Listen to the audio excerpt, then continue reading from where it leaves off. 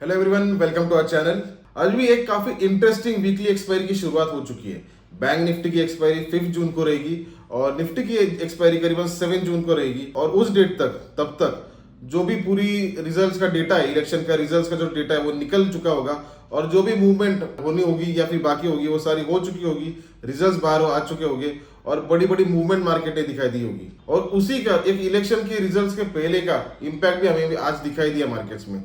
इतनी uncertainty market में थी। निफ्टी करीबन 200-250 पॉइंट नेगेटिव है। उसी दौरान बैंक निफ्टी 400-450 पॉइंट पॉजिटिव है। तो काफी बार हमें दिखाई देता है कि निफ्टी और बैंक निफ्टी अपोजिट डायरेक्शन में चलते हैं, लेकिन इतने विपरीत काफी कम बार ऐसे मौके दिखाई देते हैं कि इतने विपरीत वो दिखाई देते हैं कि निफ्टी काफी प्रेशर में दिखाई दे रहा है और बैंक निफ्टी काफी स्ट्रांग दिखाई दे रहा है।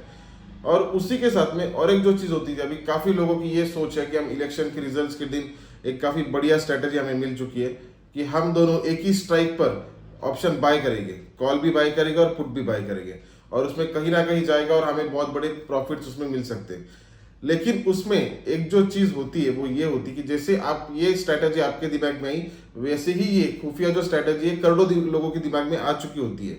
और उसी कारण जो प्रीमियम्स जो होते हैं वो प्रीमियम ऑलरेडी हाई होते हैं।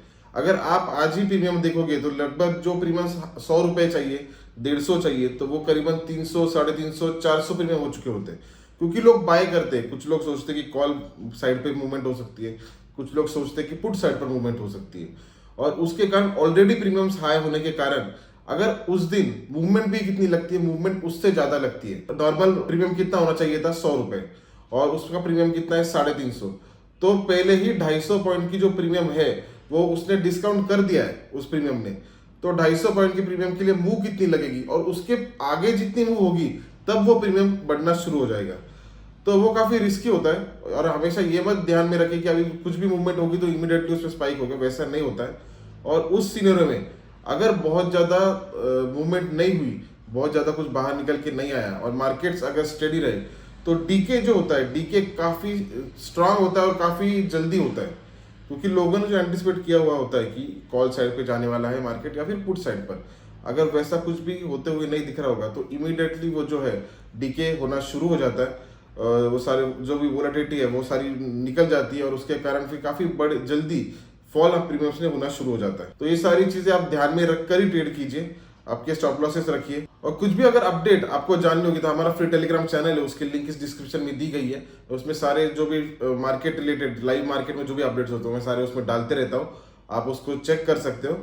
और अभी हम ये डिस्कस करेंगे आने वाले टाइम में निफ्टी और बैंक निफ्टी कौन से मूव्स पॉसिबल है। निफ्टी में अगर देखा जाए तो निफ्टी के लिए जो क्रूशियल लेवल है वो 22,420 है। निफ्टी ने आज भी उसको टच किया और करीबन 22,400 इसको टच करने के बाद कुछ हद तक हमें रिकवरी दिखाई दी। और दूसरी जो क्रूशियल लेवल अपर साइड में हमें दिखाई दे रही वो 22,800 है, जो कि ये पिछले हाई थे। और हमने पिछले वीडियो में ये डिस्कस किया था कि अगर ये जो पिछले जो हाई है वो अगर डाउनवर्ड डायरेक्शन में अगर ब्रेक होते तो फिर फॉल कुछ हद तक एक्सटेंड हो सकता है और करीबन इस लेवल तक आ सकता है। और जैसे हमने डिस्कस किया था वैसे हुआ, उसने निफ्टी ने यहाँ तक इसको इस लेवल को ब्रेक किया और करीबन 22,400 को टच करने के बाद वहां से कुछ हद तक हमें बाउंस बैक दिखाई दिया।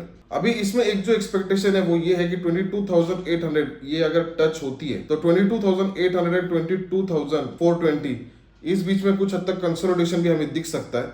तो इसके बीच में अगर कंसोलिडेशन होता है तो ये लेवल्स क्रूशियल हमें हमेशा याद रखने होंगे। और बेसिकली मेरी भी मूव ये रहेगी, अगर मुझे ये साइड पर अगर 22,800 के नजदीक अगर निफ्टी मिलती है तो यहाँ पर मेरा एक शॉर्ट ट्रेड बनेगा और मेरा टारगेट डायरेक्टली ये 22,400 यही रहेगा। लेकिन मेरी जो हाफ क्वांटिटी है 22,800 से 22,550 को मैं मेरी हाफ क्वांटिटी स्क्वायर ऑफ कर दूंगा और जो हाफ क्वांटिटी है वो यहाँ पर मेरी स्क्वायर ऑफ हो जाएगी। और 22,400 यहाँ पर अगर निफ्टी ट्रेड अगर ओपन होती है और यहाँ पर अगर मिलती है तो यहाँ पर मेरा एक बाय ट्रेड बनेगा।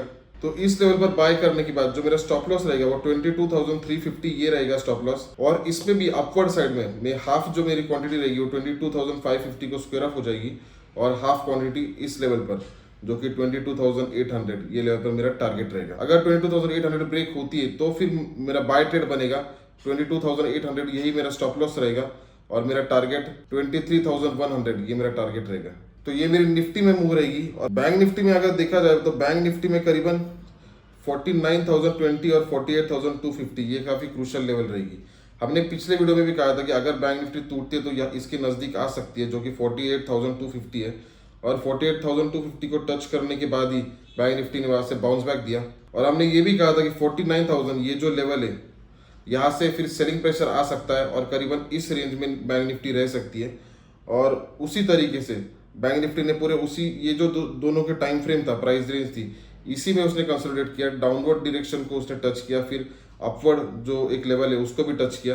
और तभी जो स्ट्रैटेजी रखी थी मैं उसी स्ट्रैटेजी को रखूंगा जब तक बैंक निफ्टी इस लेवल के नीचे नहीं ब्रेक होती या फिर इस लेवल के ऊपर नहीं निकलती, तब तक मैं नहीं मानूंगा कि वन साइड कुछ डायरेक्शनल कुछ ट्रेड आ सकता है। तो बैंक निफ्टी अगर 49,020 के ऊपर अगर निकलती है तो 49,577 इस लेवल तक मुझे ऐसे लगता है कि जा सकती है।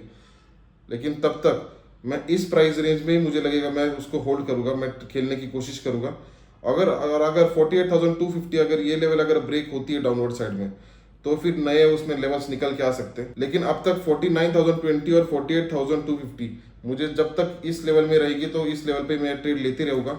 48,257 पर बाय ट्रेड बनेगी और 49,000 पर मेरी सेल ट्रेड बनेगी। अगर 48,250 ब्रेक होती है तो फिर एक नई मूवमेंट आ सकती है, और इसके ऊपर अगर निकलती है तो 49,577 तक मेरा टारगेट रहेगा।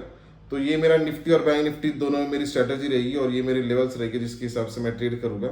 आई होप कि ये लेवल्स का आपको भी फायदा हो और ये स्ट्रैटेजी का आपको भी फायदा हो, और आने वाले कुछ दिनों के लिए ट्रेडिंग में काफी सावधानी से कीजिए क्योंकि काफी मूवमेंट रह सकती है।